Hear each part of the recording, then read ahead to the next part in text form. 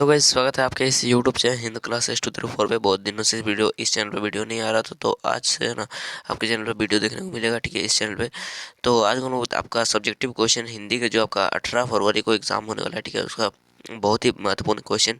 ठीक है, इससे जो है ना 8 क्वेश्चन बताएंगे। ये क्या हुआ बताएंगे, सब्जेक्टिव क्वेश्चन बताएंगे, इससे क्वेश्चन आएगा। ठीक है, 100% इससे क्वेश्चन भिड़ेगा ये 8 क्वेश्चन में से। ठीक है आपको, ठीक है, तो चलिए इस वीडियो को शुरू करते हैं बिना बाबा किए, और अपने दोस्तों तक जो है ना इस वीडियो को शेयर कर दें, जिससे उनको भी इस वीडियो का लाभ मिल सके। ठीक है, और ये बहुत ही ज़्यादा important, very very important question होने वाला है। ठीक है, इससे इसके बाद और भी वीडियो आएगा। ठीक है, यही आएगा, मेरा गारंटी है। ठीक है, तो चलिए स्टार्ट करते हैं, क्वेश्चन के बाद चलते हैं। चलिए देख सकते हैं आपका वेरी वेरी इंपॉर्टेंट क्वेश्चन लिखा है हिंदी का। ठीक है, चलिए देख सकते हैं पहला क्वेश्चन आपका बोल रहा है, भगत ने अपने बेटे की मृत्यु पर अपनी भावनाएं किस तरह व्यक्त की। ठीक है, तो आपको जो आंसर जो है ना आपको समझ लेना है, यही आपको फोटो कॉपी नहीं करना है। ठीक है, समझ लीजिएगा, आराम से लिख पाइएगा। ठीक है, क्या बोल रहा है, अपने बेटे की मृत्यु पर होने पर भगत ने उसने शिव के पास बैठकर कबीर के भक्ति गीत गाने लगे और अपनी भावनाएं व्यक्त करते हुए भगत ने, यहाँ भगत होगा। ठीक है, भगत ने कहा कि यह रोने का नहीं बल्कि उत्सव मनाने का समय है। ऐसे भगत ने कहा रहा था कि अपने पतोह से क्या, ये जो समय है ना आपको क्या बोल रहा था कि ये रोने का समय नहीं, ये आपका उत्साह मनाने का है, उत्साह मनाने का समय है। ठीक है, इस पर बोल रहा था अपने पतोह का। ठीक है, विरहनी आत्मा अपने प्रियतम परमात्मा मतलब जो हर आत्मा परमात्मा से मिल गया है, ऐसा बोल रहे थे। ठीक है, मिल चुकी गई है। उन उन दोनों के मिलने से बड़ा आनंद और कुछ नहीं हो सकता। इस प्रकार भगत ने शरीर की शोषण और इस प्रकार मतलब भगत ने व्यक्त किया था। ठीक है, आपको ये एक फोटो कॉपी नहीं करना है, आपको समझ लीजिएगा तो हो जाएगा। ठीक है, चलिए दूसरा क्वेश्चन को बोल रहा है, भगत के व्यक्तित्व पर किन किन व्यक्तियों का प्रभाव, भगत सॉरी लेखक के व्यक्तित्व, मतलब ये लेखक के व्यक्तित्व मतलब ये कौन सा, मन्नू भंडारी के बोल रहा है। ठीक है, मन्नू भंडारी चैप्टर से, मन्नू भंडारी मतलब एक कहानी अभी।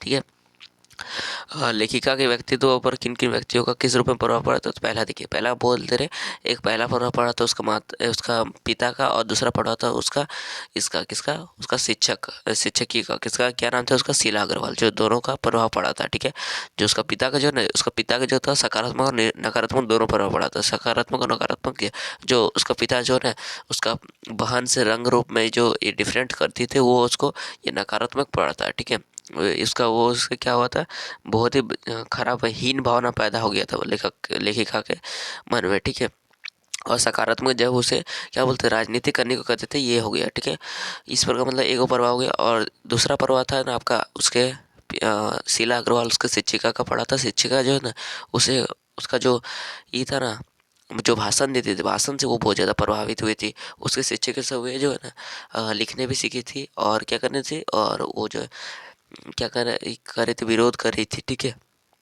जुलूस निकाल रही थी, यह सब हो रहा था। ठीक है, चलिए एक बार पढ़ लेते हैं, समझ में आ जाएगा क्या बोल रहा है। लेखिका के व्यक्तित्व पर प्रमुख रूप से दो व्यक्तियों का प्रभाव पड़ा, पिताजी का प्रभाव लेखक के व्यक्तित्व को बनाने बिगाड़ने में उनके पिता का बहुत बड़ा योगदान रहा। ठीक है, उन्होंने ही लेखिका के मन में हीन भावना पैदा कर दी कि उसके पिता ने। ठीक है, भेदभाव करता था ना। ठीक है, उन्होंने उन्होंने उसे शक्की बना दिया, उसका पिता भी शक्की था, तो वो उसे गुस्सा हो जाते, शक्की बना दिया। ठीक है, उन्होंने ही लेखिका को देश और समाज के प्रति जागरूक जागरूक बनाया, और इस उसे रसोई घर में सामान्य घर गृहस्थी के से दूर एक प्रबुद्ध व्यक्ति दिया। ठीक है, चलिए इस पर हो गया उसका शीला अग्रवाल जो शिक्षिका थी। ठीक है, शीला अग्रवाल का प्रभाव लेखिका की क्रियाशीलता, क्रांतिकारी और आंदोलनकारी बनाने में उनकी हिंदी प्रधान अध्यापिका शीला अग्रवाल का योगदान रहा। शीला अग्रवाल ने अपने जोशीली बातों से लेखिका के मन में बैठे बैठे संस्कारों को कार्य रूप में दिया। लेखिका उन्होंने लेखिका का खून में मतलब उसको जो है ना बहुत ज़्यादा ये किया था। ठीक है, उसी से वो जो है ना क्रांतिकारी हुई थी, जो विरोध कर रही थी रास्ते में। ठीक है, इस प्रकार हो गया। ठीक है, समझ लीजिएगा। लिखने का आप आराम से लिख लीजिएगा, ठीक है। चलिए तीसरा क्वेश्चन बोल रहा है बिस्मिल्लाह खां को शहनाई का मंगल ध्वनि का नायक क्यों कहा जाता है। बहुत बार क्वेश्चन आया है, ठीक है, जितना भी क्वेश्चन कर रहे हैं बहुत बार आया है, ठीक है। चलिए देख लेते हैं इसका भी आंसर। देखिए इसको भी समझा देते हैं, आप लोग लिख लीजिएगा, ठीक है। क्या बोला, बिस्मिल्लाह खां को शहनाई की मंगल ध्वनि का नायक क्यों कहा जाता है, ठीक है। देखिए तो बिस्मिल्लाह खां को जो है ना शहनाई के मंगल ध्वनि का नायक इसलिए कहा जाता है, आप ऐसा इसलिए कहा जाता है क्योंकि जो शहनाई का जो है ना प्रयोग कहाँ पर होता है, शहनाई का जो प्रयोग होता है ये शुभ अवसरों पर होता है। क्या होता है, शुभ अवसरों पर होता है, ठीक है। और जो बिस्मिल्लाह खां जो है ना, बिस्मिल्लाह खां वो शहनाई को बहुत लोगों को बजाया, मतलब तो बिस्मिल्लाह खां जैसा शहनाई आज तक कोई बजा नहीं पाए, ठीक है। उसका प्रतिष्ठा, उसका नाम पूरा सिर्फ भारत में ही नहीं बल्कि विदेशों में भी है। इस प्रकार हम लोग कह सकते हैं, इस प्रकार वो हो जाएगा, ठीक है। आपको कर सकते हैं, तो ठीक है, समझ गया। अब इसका आंसर पढ़ते क्या बोल रहा है, लोकगीतों एवं चेती में शहनाई का उल्लेख बार बार मिलता है। शहनाई को मंगल ध्वनि का परिवेश प्रतिष्ठित करने वाला वाद्य यंत्र माना गया है। इसका प्रयोग उन जगहों पर मांगलिक विधि विधानों के अवसर पर ही होता है। उस्ताद बिस्मिल्लाह खां शहनाई वाद्य के क्षेत्र में उद्धी क्या हो रहा है, उद्वितीय स्थान रखते हैं। इसी कारण उन्हें शहनाई का मंगलध्वनि का नायक कहा जाता है। इस प्रकार समझ लीजिए, लिख लीजिएगा, ठीक है। चलिए चौथा नंबर क्वेश्चन देख सकते हो। कैप्टन क्या हो रहा है, कैप्टन मूर्ति का चश्मा क्यों बार बार बदल देता था। तो देखिए इसका क्या हो जाएगा, कैप्टन मूर्ति का चश्मा, जो कैप्टन जो था मूर्ति का चश्मा बार बार इसीलिए बदल देता था क्योंकि जो कैप्टन था ना, कैप्टन जो है वो चश्मे वाला था, वो फेरी करता था, ठीक है। जगह जगह घूम कर फेरी कर क्या करता था, वो जो था ना, कभी जो है ना उसका पास कोई ग्राहक आता था और जो कैप्टन जो मूर्ति पर चश्मा लगा हुआ है उसी प्रकार का चश्मा मांग देता था, वो तो फेरी करता था, उसके पास चश्मा एक ही है, मतलब उपलब्ध एक ही है, तो वो चश्मा जो है उसे निकाल कर चश्मा मतलब जो मूर्ति का चश्मा होता था वो निकल के दूसरे को बेच देता था, ठीक है। और दूसरा चश्मा पहना देता था। इसी प्रकार बदलता रहता था, ठीक है। चलिए क्या बोल रहा है, कैप्टन एक चश्मा वाला चश्मे बेचने वाला था, ठीक है। उसे यह बात आहत करती थी कि नेताजी की मूर्ति पर चश्मा क्यों बना हुआ है, मतलब क्यों नहीं है, वही हो रहा है, ठीक है। कैप्टन देशभक्त था और उसे ऐसा महसूस होता था कि देशभक्त नेताजी को बिना चश्मा के असुविधा हो रही है, मतलब उसको असुविधा होती थी, ठीक है। इसके लिए वह चश्मे को मूर्ति पर लगा देता था, ठीक है। परंतु उसे के मूर्ति पर लगे चश्मे को फ्रेम की किसी ग्राहक को आवश्यक होती थी। देखिए बोल रहा है ग्राहक को आवश्यक होती थी, तो कैप्टन मूर्ति पर लगे फ्रेम को नेताजी से क्षमा मांगते हुए उतार कर ग्राहक को दे देता था, ठीक है। इसके बदले मूर्ति पर नेताजी का नया फ्रेम लगा देता था। इस प्रकार मतलब बदलता रहता था, ठीक है, एक्सचेंज होता रहता है, ठीक है। चलिए नेक्स्ट क्वेश्चन देख सकते हो, पांचवा नंबर क्वेश्चन, ठीक है। चलिए नेक्स्ट क्वेश्चन देख सकते हो, आपका पांचवा नंबर क्वेश्चन बोल रहा है संगीतकार के माध्यम से कवि किस प्रकार के व्यक्ति के और संकेत करना चाहते थे। इसका भी समझ लेते हैं शॉर्ट में, ठीक है। संगीतकार के माध्यम से कवि उस वर्ग की ओर संकेत करना चाहते हैं जिसके बिना कोई भी व्यक्ति क्या ऊंचे शिखरों की और मतलब ऊंचे शिखर को प्राप्त नहीं कर सकता, ठीक है। जैसे कि हम लोग क्या करते हैं, जो साइकिल कोई भी साइकिल बनाता है, ठीक है, साइकिल बनाता है, उसके बाद मोटरसाइकिल बनाता है, तो वो जो आपका जो ये होता है बनाता है, उसके बिना वो जो है ना ऊंचे पदों पर नहीं मतलब ऊंचे पदों पर पहुंच नहीं सकता है ना, ठीक है। तो संगीतकार जो होता है ना, उसी प्रकार संगीतकार क्या होता है, उसको नया सुर देता है, ठीक है। आवाज़ को क्या होता है, बनाए रखता है, ठीक है। संगीतकार बनाए रखता है किसका, मुख्य गायक का, उसी प्रकार आवाज़ को बनाए रखता है, परंतु नाम किसका होता है, मुख्य गायक का होता है ना, उसी प्रकार इस प्रकार बोलेगा, ठीक है। चलिए आंसर देख लेते हैं। संगीतकार जैसे व्यक्ति संगीत के अलावा बड़े बड़े नेताओं अभियंताओं, उसके बाद हम लोग कह सकते हैं उसको मिस्त्री में होगा, ठीक है, मतलब साइकिल से सारने वाला, मोटरसाइकिल, ये सब मतलब, ठीक है। अभिनेता, उसके बाद क्या हो रहा है, अभिनेता सतो महात्माओं के साथ ही इसी प्रकार सहयोग करते हैं, ठीक है।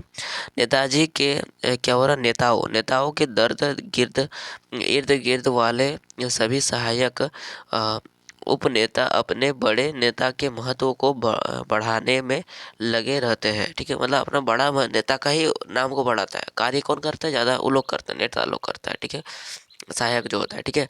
उसी प्रकार संगीतकार करता है, किसके काम करता है, मुख्य गायक के साथ, ठीक है। आम कार्यकर्ता अंडा लगाने वाला नारे, उसके बाद इस प्रकार आपको समझ लीजिएगा। ठीक है, चलिए नेक्स्ट क्वेश्चन देख सकते हो। कवि के अनुसार फसल क्या है? फसल कविता से है। ठीक है, चलिए इसको देख लेते हैं।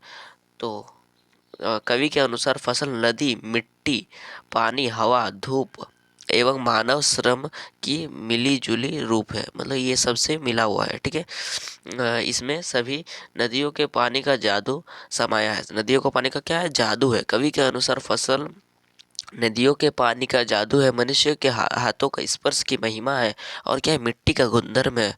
ठीक है, सूरज की किरणों का रूपांतरण और हवा के तिरकन का क्या हुआ? सिमटा हुआ संकोच है। इसको समझ लीजिएगा, ये भी लिख लीजिएगा। ठीक है, यह क्या क्या है देख सकते हो। नदी क्या है? नदियों के पानी का जादू है, मनुष्य के जो हाथों का है उसका स्पर्श का महिमा है। ठीक है, और क्या है? और मिट्टी का गुणधर्म है, और सूर्य की किरणों का क्या है?